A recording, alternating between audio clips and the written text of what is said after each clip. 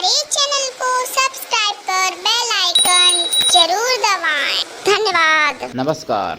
जय तंत्र मंत्र केंद्र में मैं आप सबका हार्दिक स्वागत एवं अभिनंदन करता हूं। मेरे प्रिय भाई बहनों, आज मैं आपके लिए बलराम की साधना का विधान, देवछठ महापर्व की जानकारी लाया हूं। इसके लिए देखना होगा आपको हमारा वीडियो अंत तक। यदि आपने हमारा चैनल अभी तक सब्सक्राइब नहीं किया है तो अभी तुरंत हमारे चैनल को लाल वाली बटन दबा के और घंटी बजा के सब्सक्राइब कर लीजिए, ताकि किसी भी जानकारी का लाभ आपको मिल सके। हमारे चैनल को सब्सक्राइब करने का किसी भी प्रकार का कोई शुल्क एवं चार्ज नहीं कटता है। आप हमारी वीडियो को फेसबुक पर, व्हाट्सएप पर, ट्विटर अकाउंट के माध्यम से और इंस्टाग्राम पर अधिक से अधिक शेयर करें। लाइक और कमेंट करना भी आपका फर्ज है। दुनिया में जिसका कोई नहीं मैं उसका हूँ। अगर आपको अपनों ने धोखा दिया है, यदि आपको परायों ने धोखा दिया है, तो आप एक बार मुझे अवश्य आजमाएं। हमारा मोबाइल नंबर है 9305 63 71 73। इसी नंबर पर संपर्क करें। यदि हमारे कमेंट बॉक्स में कोई चोर फ्रॉड अपना नंबर छोड़ता है तो ऐसे नंबरों पर आप संपर्क बिल्कुल ना करें। अगर आप ऐसे नंबरों पर संपर्क करते हैं, आपके साथ ठगी, धोखाधड़ी कुछ भी होता है, तो उसके जिम्मेदार आप स्वयं होंगे। चैनल आपकी कोई भी जिम्मेदारी नहीं ले सकता। मेरे प्रिय भाई बहनों, यदि आप सच्चा प्रेम देना चाहते हो या सच्चा प्रेम पाना चाहते हो, तो फिर आपका स्थान हमारे लिए हमारे प्राणों से भी ऊपर है। सच्चे प्रेम की कीमत मैं अपने प्राणों से भी करोड़ों गुना ज़्यादा जानता हूँ और मानता हूँ।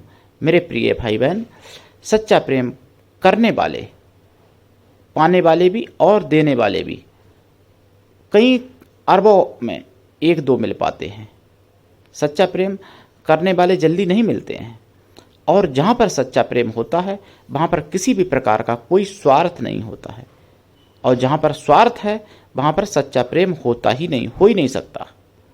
मेरे प्रिय भाई बहनों, सच्चा प्रेम जहाँ पर होता है, वो ना तो स्वार्थ देखता है, ना योग्यता ही देखता है। कोई किसी भी प्रकार का स्वार्थ नहीं देखता है। वो केवल उसको प्रेम ही दिखाई पड़ता है, सच्चा, बस। मेरे प्रिय भाई बहनों, ऐसे बहुत कम हैं दुनिया में। आज मैं देवछठ की जानकारी आपको देता हूँ, जो देवछठ भादों के शुक्ल पक्ष में मनाई जाती है। और ये देवछठ बलराम भगवान का जन्म हुआ था, जो भगवान कृष्ण के बड़े भाई थे। तो देवछठ महापर्व की आप सबको मेरी तरफ से बार बार हार्दिक शुभकामनाएं। देवछठ आपके लिए मंगलमय हो, ऐसी मैं बलराम जी से कामना करता हूँ। हमारे जो सब्सक्राइबर हैं, हमारे चैनल देखने वाले हैं, हमारे जो वीडियो देखने वाले हैं पूरा, उनके लिए मैं मंगल कामनाएं करता हूँ। देवछठ व्रत रहा जाता है। देवछठ हालांकि भगवान शंकर जी का भी कुछ लोग व्रत रहते हैं, रहा जाता है, विधान है। लेकिन बलराम का वैसे मुख्य रूप से होता है, धूमधाम से वृंदावन में और जहाँ भी बलदाऊ जी के मंदिर हैं वहाँ पर मनाया जाता है। मनाना भी चाहिए।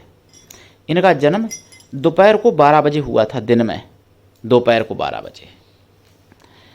और इनकी पत्नी प्रिया महारानी थी, जो परशुराम भगवान की बहन थी और जमदग्नि ऋषि की पुत्री थी। तो प्रिया महारानी के साथ में बलदाऊ जी की पूजा करनी चाहिए।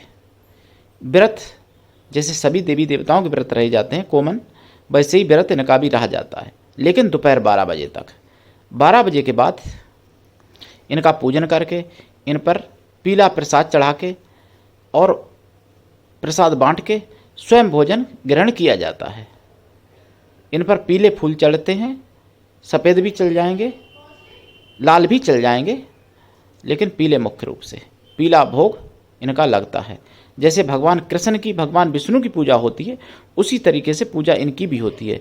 लेकिन बलराम पर तुलसी चढ़ाने का विधान कोई खास नहीं है, मना भी नहीं है और आवश्यक भी नहीं है। इनकी साधना में पीला भोग चढ़ाना चाहिए और इनकी साधना अगर इसी दिन से शुरू की जाए और जाप 3 लाख, 5 लाख, 2.5 लाख, 1.25 लाख अपनी इच्छा अनुसार किया जाए तो फिर बहुत अच्छा। अगर ऐसा नहीं कर सकते तो उसी दिन कर लो जाप। और दूसरी बात, इनके जप में दशांश हवन होता है। हवन का दशांश तर्पण भी होता है, तर्पण का दशांश मार्जन होता है। इनका भोग माखन मिश्री का भी लगाना चाहिए। माखन मिश्री इनको बहुत ज़्यादा प्रिय है, बलराम जी को। दही प्रिय है इनको बहुत, और चावल भी प्रिय हैं बलराम जी को, चावल बहुत प्रिय हैं, खीर। तो ये सब भोग लगाना चाहिए इनका। इनकी साधना में देसी घी का दीपक जलता है, पंचमेवा का प्रसाद भी रखा जाता है, खोया की मिठाई का भी रखा जाता है। इनके लिए दिशा उत्तर या पूरब होनी चाहिए। आसन काला या पीला या लाल सफ़ेद कोई भी चलेगा, ऊन का आसन होना चाहिए। इनका जाप बैजंती माला से, तुलसी माला से, लाल चंदन की माला से, सफ़ेद चंदन की माला से, रुद्राक्ष की माला से, सफ़ेद हकीक या लाल हकीक की माला से, पीले हकीक की माला से किया जा सकता है बलराम का जाप। और ये साधना आपको बलवान, वीरवान, ओजवान, तेजवान, यशवान, धनवान बनाती है। ये साधना करने वाला, इस साधना पूर्ण रूप से विधिवत सिद्ध करने वाला कभी भी किसी प्रकार से कभी पराजित नहीं होता है, जी समझ लो आप। इनकी साधना करने वाला बल से, पराक्रम से संपन्न हो ही जाता है बलराम की साधना से। और भी सब कुछ मिलता है क्योंकि ये भगवान का ही एक रूप है बलराम। लक्ष्मण के अवतार हैं, लक्ष्मण शेषनाग अवतार हैं, और शेषनाग और भगवान विष्णु में कोई खास अंतर नहीं है। भगवान विष्णु का आसन जरूर है शेषनाग। तो देखिए, बलराम की साधना करो, साथ में प्रिया महारानी की भी करो। दीक्षा लेके साधना करनी चाहिए। बिना दीक्षा के कभी भी किसी भी प्रकार की कोई साधना सफल नहीं होती है। 2022 और ये देव छठ पड़ रही है 2 सितंबर की, यानी 2 सितंबर दिन शुक्रवार देव छठ महापर्व मनाया जाएगा। इस दिन आप पर्व मना सकते हैं और मनाना भी चाहिए। प्रत्येक हिंदू धर्म के भाई बहन का, यानी प्रत्येक हिंदू भाई बहन का ये कर्तव्य है कि देव छठ अपने घर में, मंदिर में, जहाँ व्यवस्था हो मनाएं ही मनाएं। कुछ नहीं कर सकते तो अगरबत्ती, धूप, दीप, प्रसाद तो दोपहर को 12 बजे चढ़ा ही देना चाहिए इनका। पंचामृत भी चढ़ाना चाहिए इनका। तो इस तरीके से इनका पूजन और साधना विधि मैंने बता दी है। दीक्षा लेके आप इनकी साधना कर सकते हैं। मेरे प्रिय भाई बहनों, आप किसी भी जाति धर्म से हैं, कोई दिक्कत नहीं, मेरे दिए हुए ज्ञान से आप लाभ उठा सकते हैं। मैं राष्ट्रीय अध्यक्ष कृष्ण दल आपसे निवेदन करता हूं, यदि आप मानवतावादी हैं तो आप हमारे संगठन में अवश्य जुड़ें, हमारे संगठन के सदस्य बने। अगर आप में योग्यता हुई तो मैं आपको पदाधिकारी भी बनाऊंगा। मेरे प्रिय भाई बहनों, बलराम की साधना की तरफ मेरा ध्यान जा रहा था और मैं बलराम का ध्यान भी कर रहा हूँ इस समय। बलराम जी जो हैं हमारा भी मंगल करें और मेरे सभी प्रियजनों का भी मंगल करें, ऐसी मेरी कामना है। जो मुझे चाहे या मैं जिसको चाहूँ उसका बलराम कल्याण करें, उसका प्रिया महारानी कल्याण करें। आज के लिए इतना ही। धन्यवाद। जय श्री राम। जय बलदाऊ भगवान की, जय प्रिया महारानी की, जय हलदर भैया की।